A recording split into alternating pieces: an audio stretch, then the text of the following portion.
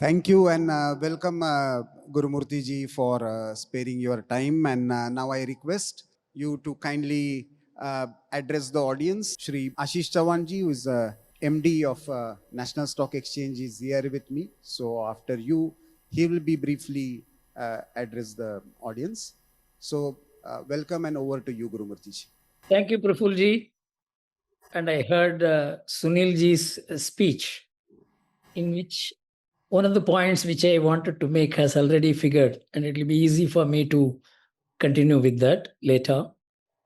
And Ashishji, it's unfortunate that this is not a subject of my love, Ekatma Manav Darshan. It is a subject of my reverence.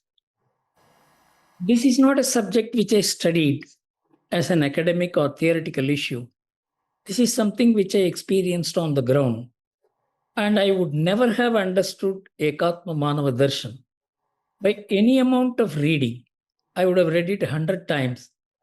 But it is my involvement with the Swadeshi Jagaran Manch at the instance of the Rashtriya Swayamsevak Sangh in 1992 that made me understand how the Indian society's actual functioning is consistent with and is based on and is founded in Ekatma Manava Darshan. It is not a theory to be realized. It is not a goal to be attained.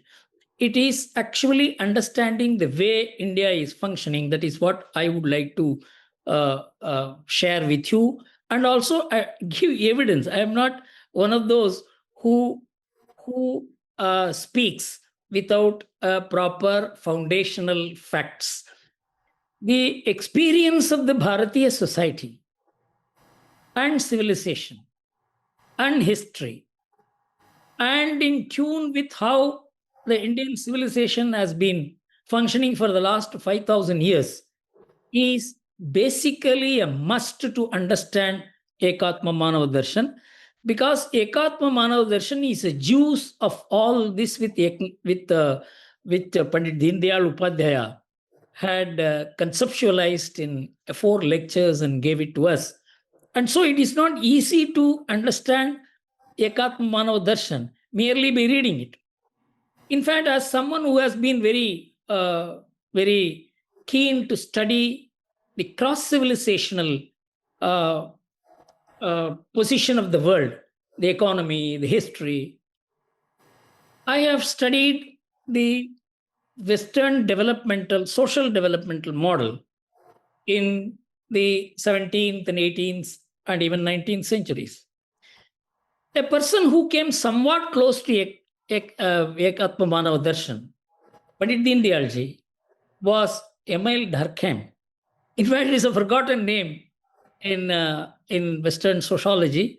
It is Karl Marx and Adam Smith and Max Weber who are remembered.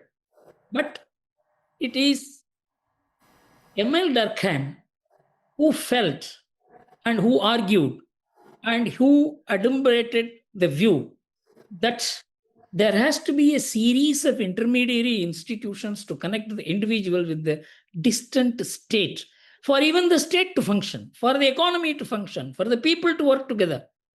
He only thought of an integrality.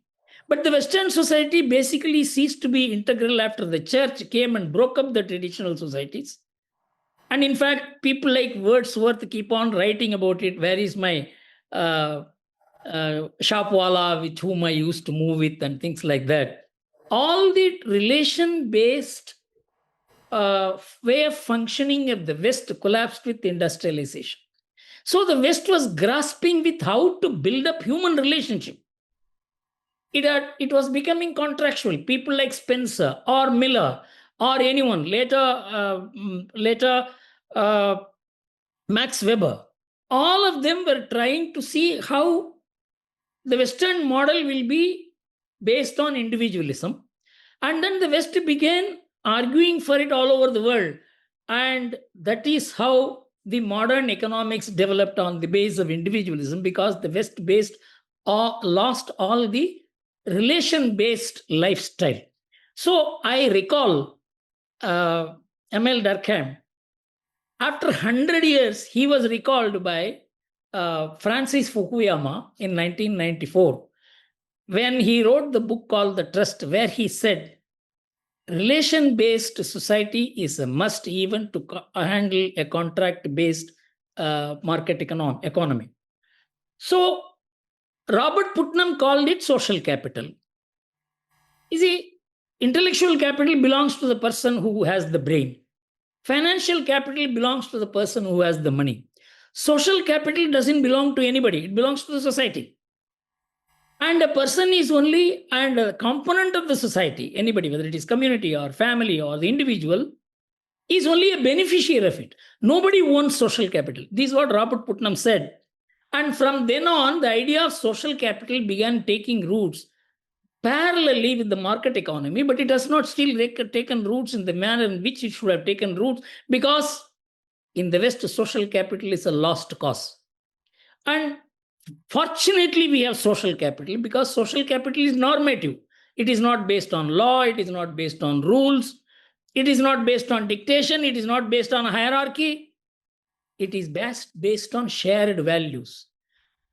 And that we call as Dharma.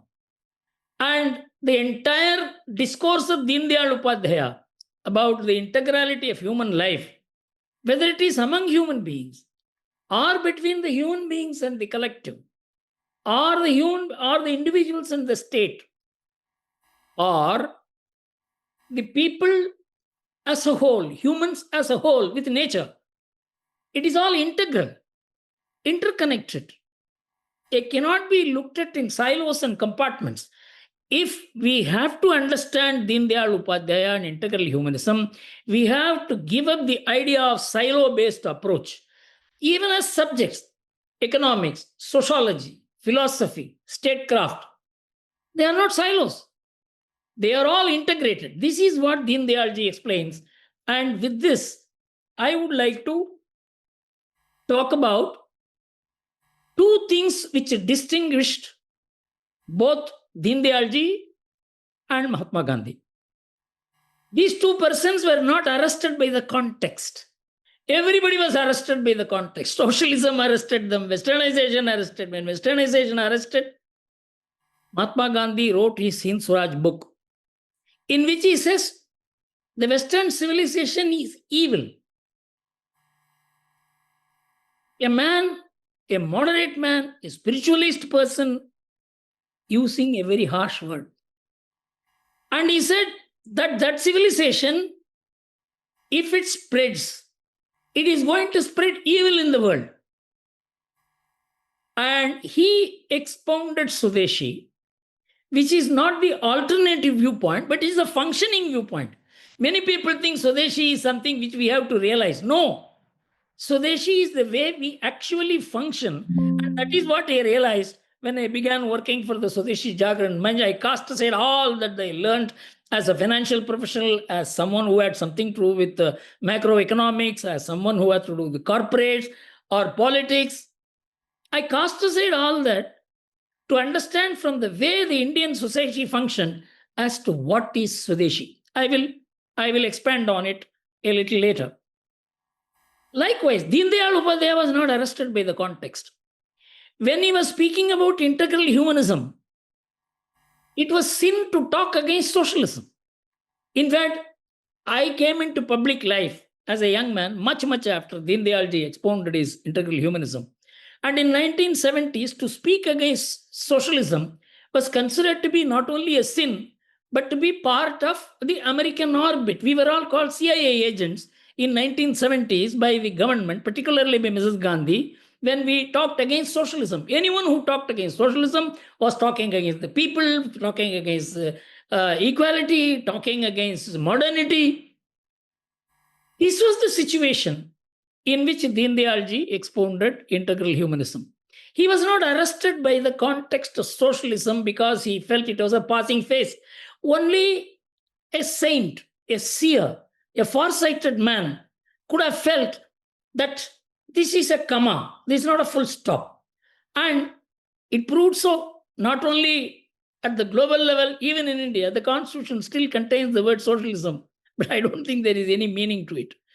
So the greatest contribution of Deen Dayal ji is that one should transcend the context. and should not be arrested by it.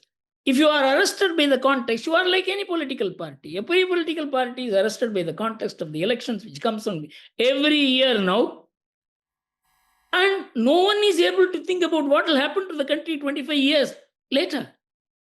The entire Western way of life has reduced the shelf life of contemporary ideas.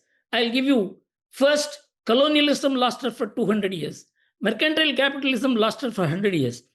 Socialism lasted for 50 years. And globalization lasted for 25 years. We don't know where we are going to, so you can understand how the shelf life of human endeavors, ideas, or ideologies are crashing because we are becoming short termist. In fact, after the 2008 economic crisis in America, there was a discussion about why America had stagnated and even failed and even falling as compared to, say, China. The answer was China was a long-term player and US became a short-term player. It is not only annual balance sheets became relevant. Ashish Chavanji is sitting there. Quarterly results have become so important. Quarterly results were forged to create share market values. That is what caused the collapse of 2008 stock market and financial market.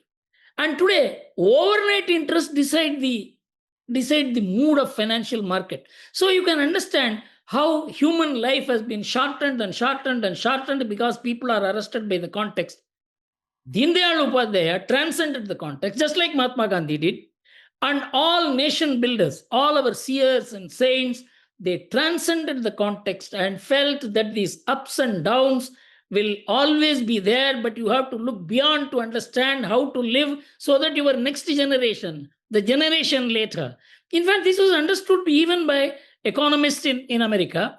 One Barry Bobsworth, who was a Brookings Institution economist, came out with a paper in 2007 that the Americans save for themselves. It is personal savings. But Asians have dynastic savings. They save for their grandsons. You can understand the long-term view of Asian way of life, of which the main protagonist, proponent, and evangelizer is India. Remove India from Asia. There is no Asian philosophy. So the Indian civilization way of life gave us a long-term perspective even today, because the society, family, and the connected individual lives as a long-term idea. The state may live on a short-term idea. Political parties may live on a short-term idea. But the society, Indian society, lives with a long-term outlook. And that is where we need to understand how integral humanism functions, which I will explain immediately. See, it is not only among human beings, between nature and humans, also there is an integrality. Isavasya Upanishad says, Isavasyam idam sarvam yatkinjat jagatyam jagat tena tektena punjidaha ma grata kasya suddhanam. Simply translated, everything belongs to one source of energy. It is Ishvara. You call it divine, you call it nature, you call it eternal, you call it anything. It all belongs to, everything that you have belongs and comes from one source. You must take as little as possible from it so that balance is available to others. Whether it is environment, whether it is money, whether it is gold, whether it is anything. Economics, nature, environment are zero-sum game. So we have to understand that integral humanism is not a subject of human beings alone. It starts with individuals, merges into the family, consolidates into society, transforms into nation, aggregates to the world, and connects to the parameshti. Vyashti, samashti, parameshti. In that, the samashti concept has not been grasped by any society because they have lost it. As Emile Durkheim said, as Robert Putnam said, as even Francis Fukuyama bemoaned, it is relations that makes the samashti. Relations make the family. The family and the individual relationship make up the society. And the representative of the society is the state.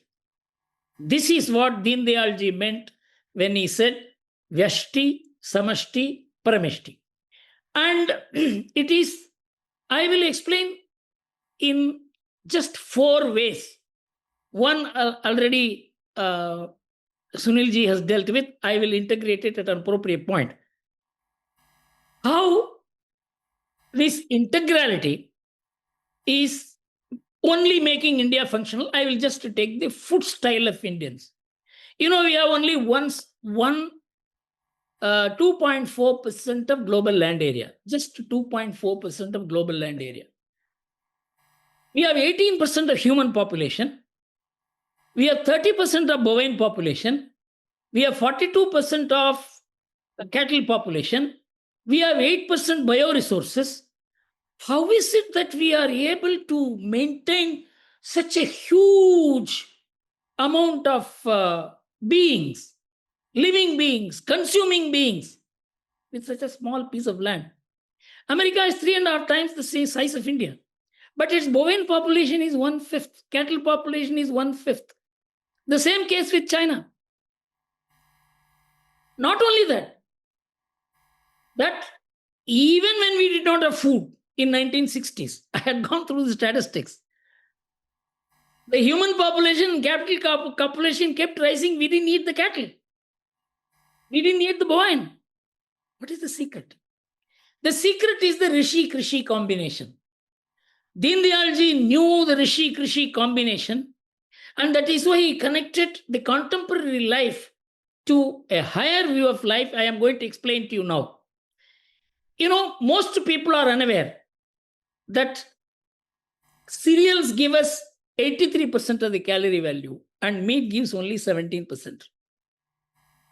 And cereals give 37% of the 63% of the protein value, and meat gives only 37% of the protein value. What does that mean? It is because cereals give a huge amount of calories as well as proteins. In India, we adjusted the food habits in such a way that we eat more cereal and less meat. Our cereal consumption and meat consumption, if you compare, our cereal consumption is almost 180 to 185 kgs per head per annum, whereas the meat consumption is only 3.1. It was 3.5.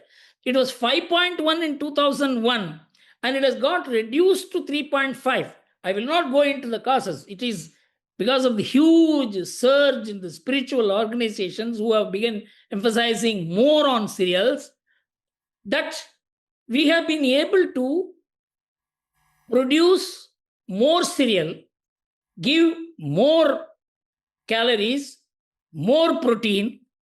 So we were able to satisfy a large population with a small piece of land.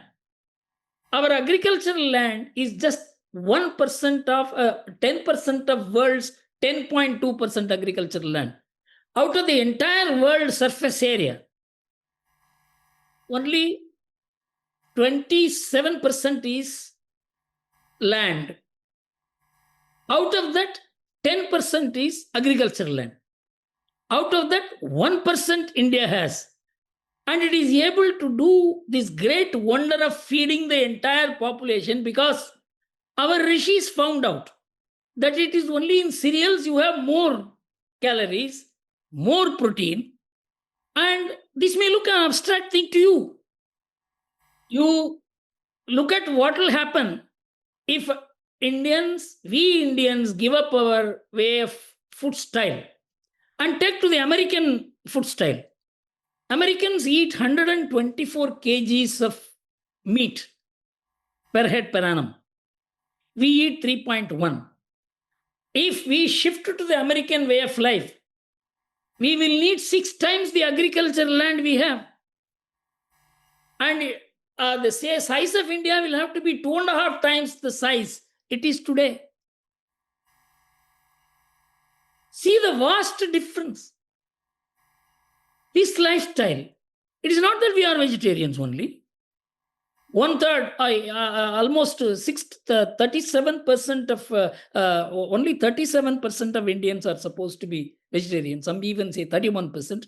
So it is almost 70% to 30% between vegetarians and non-vegetarians. But here, non-vegetarianism is sabji. It is not the main food. We don't grow animals by feeding corn to them. That is American way of life.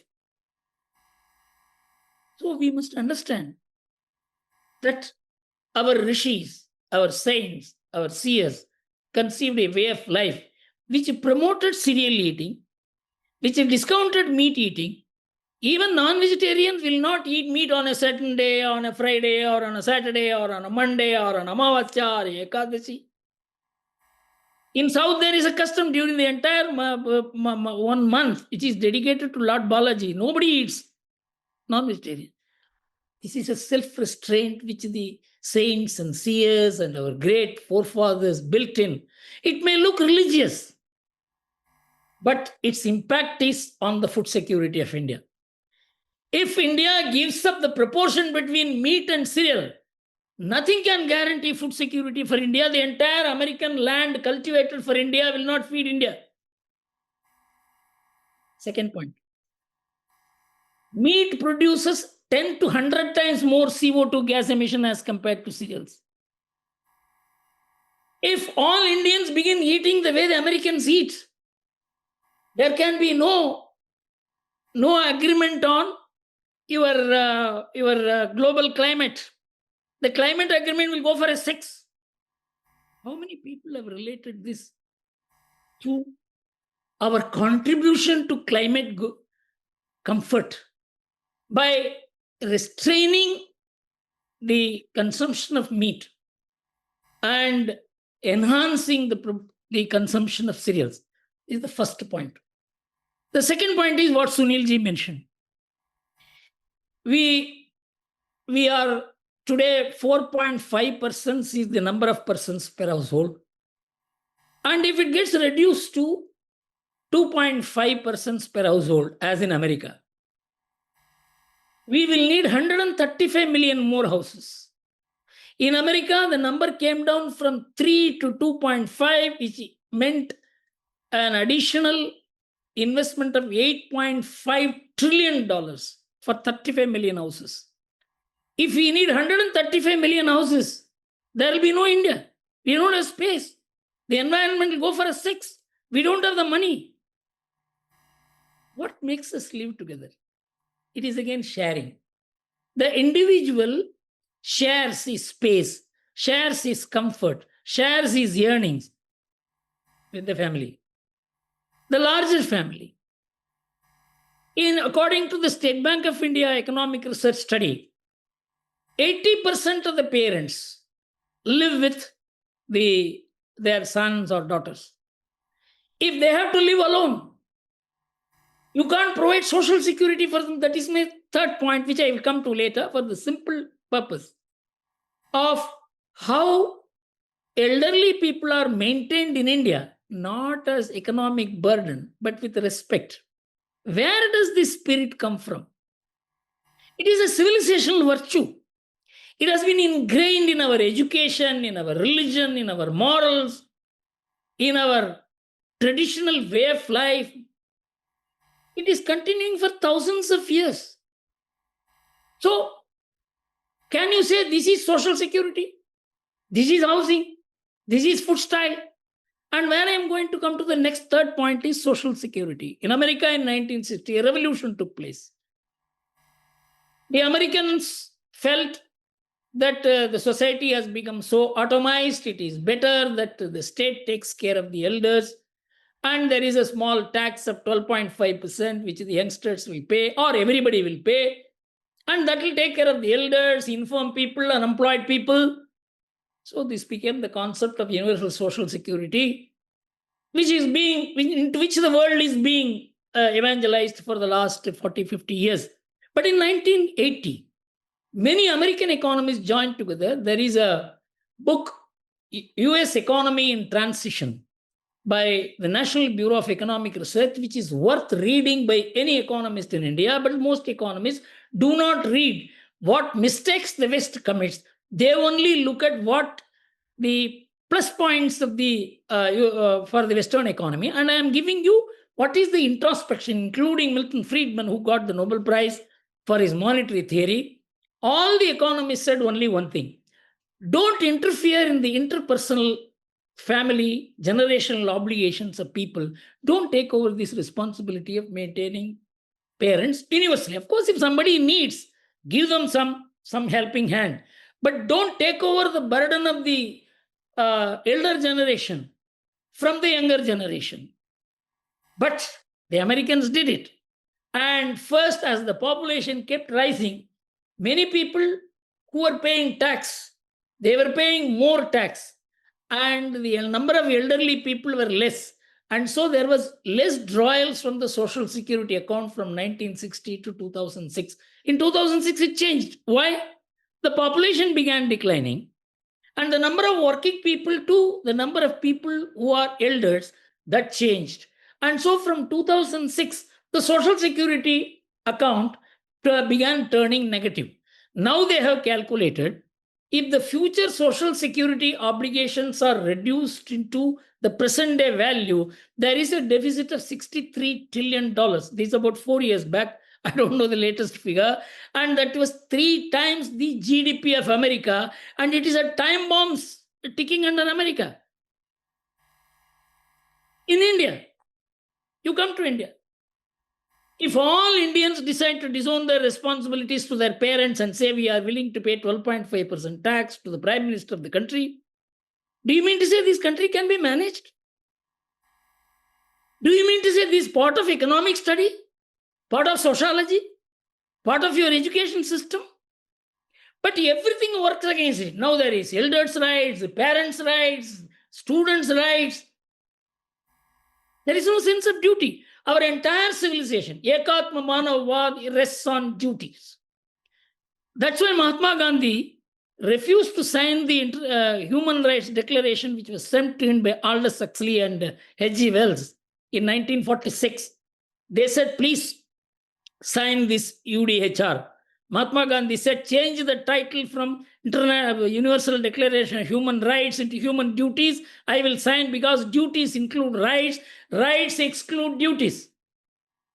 But we are entirely discoursing on a rights-based society, atmosphere, economics, politics.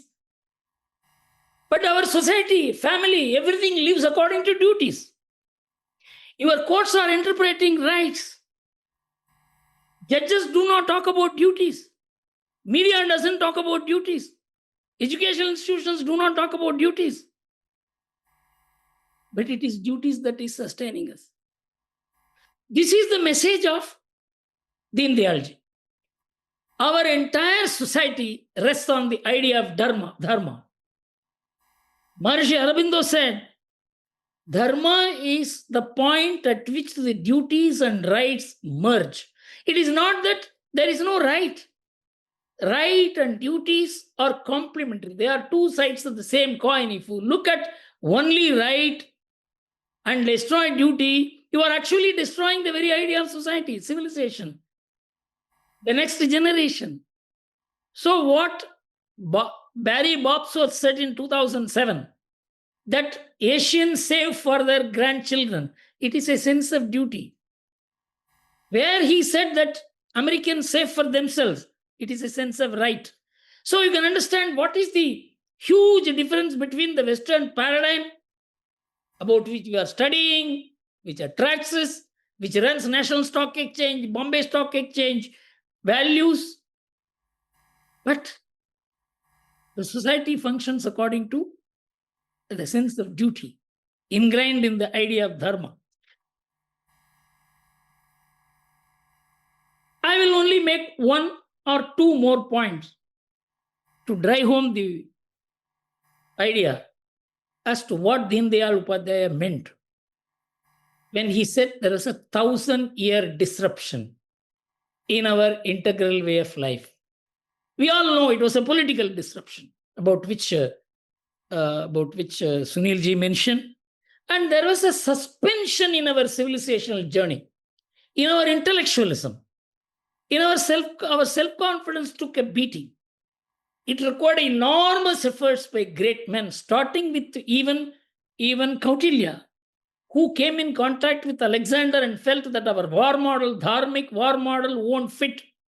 We have to have a tit for tat war model, that we have to shape our war model in such a way that we match the enemy's propensities. And we shifted from valor to victory. That's the most important contribution of Kautilya.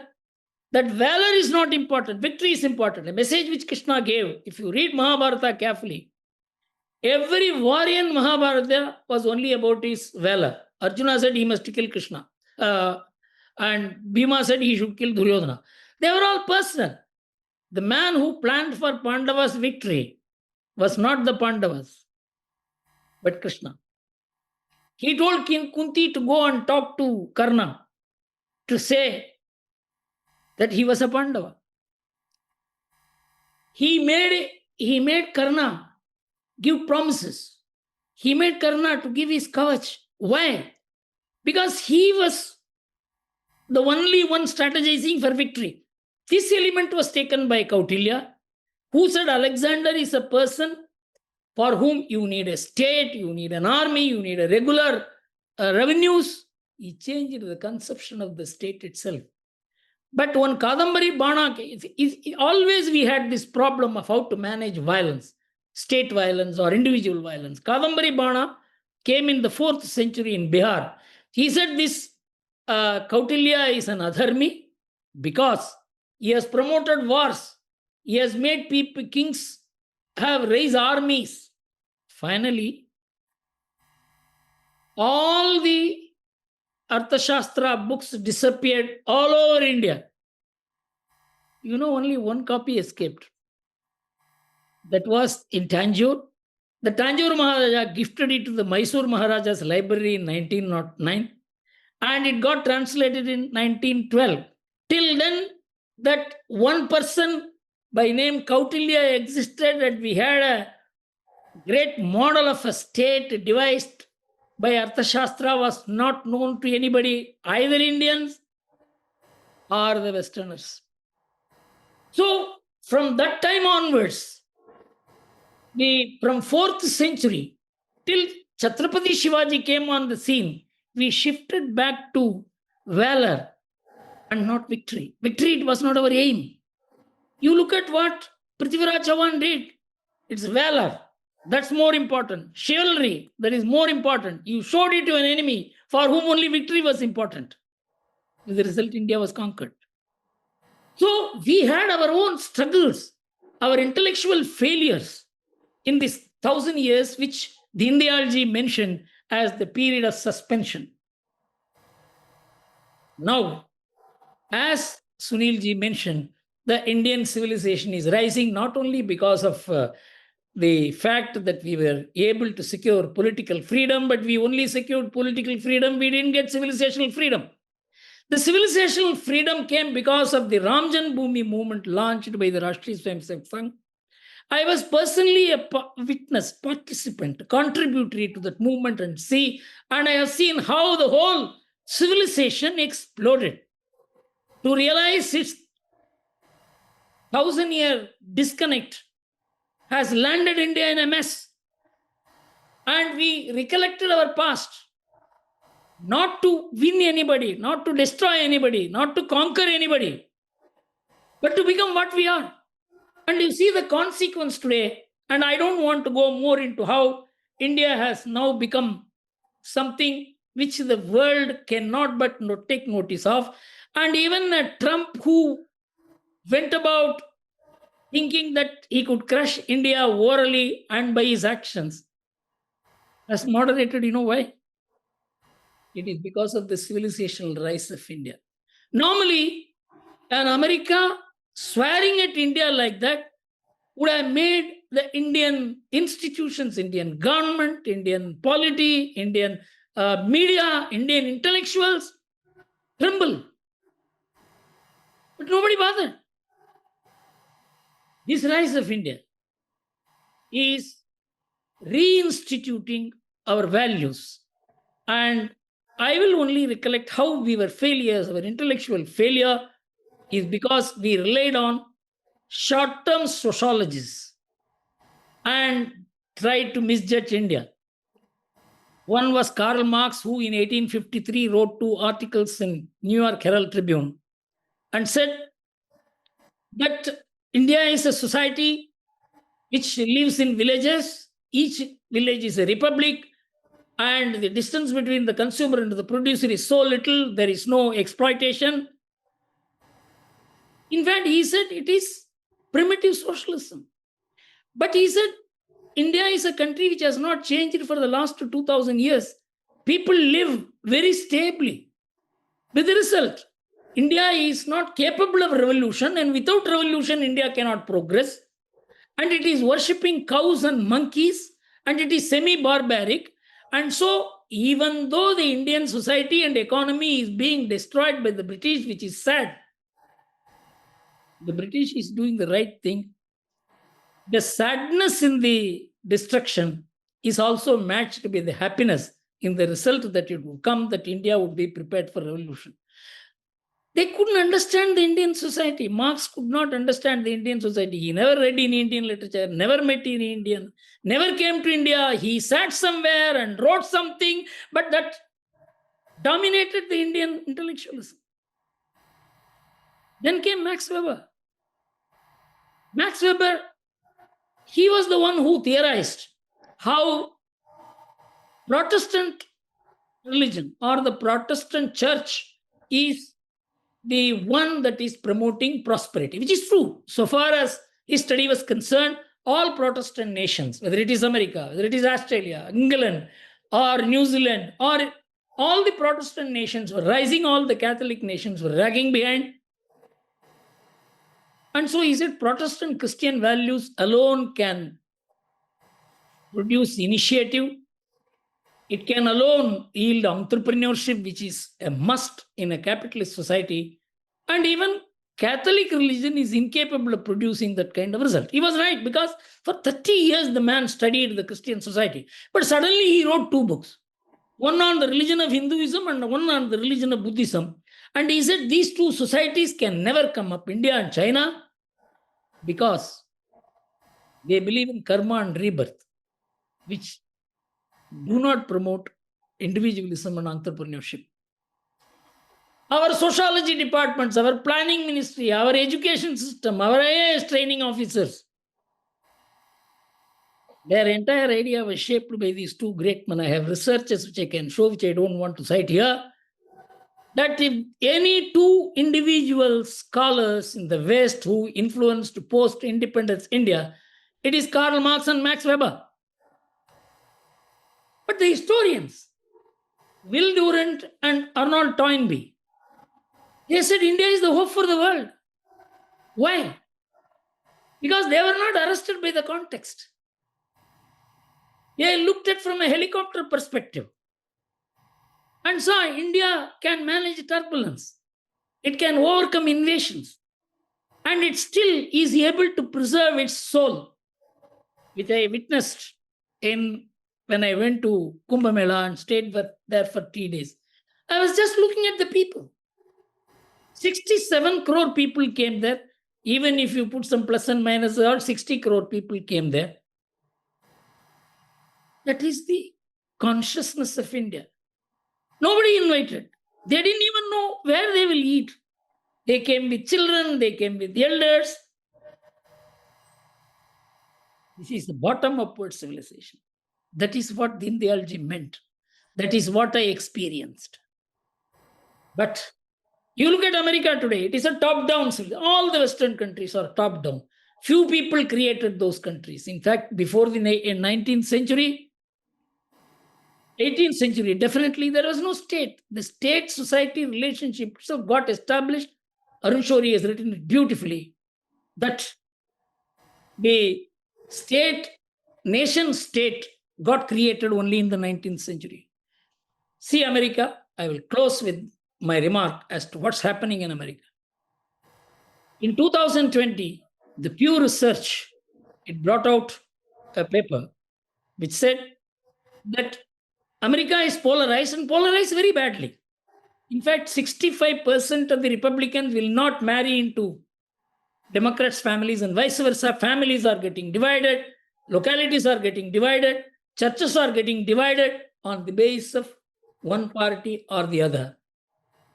And Pew Research says it is not something very new for a democracy. It always happens. But the problem is, America doesn't have a commonality. How many people know there are 30,000 canonized saints in Italy? There are just 3 in America. No sacred land. There is no sacred river. There is no sacred person. There is no sacred mountain. There is nothing which is commonly sacred. This is the problem of America. In 2022, 5 defense secretaries and 6 army chiefs wrote a letter to the Pentagon that in 2024, if Trump or Trump-like figure contests the American elections and loses, there will be civil war in America. It will not be at the border. It will be within the family, within the locality, based on color, religion, race. You look at the bottom upward civilization of India. The top can get disturbed, it can change, it remains. Because it is an integrated society. We have to understand integral humanism in a larger sense. This is what Deen Dayal Upadhyaya communicated in just 4 lectures. I'm very happy that this is being taken up, but it should be taken up just as not merely an techno-economic concept, the larger concept as a civilizational idea. Thank you very much.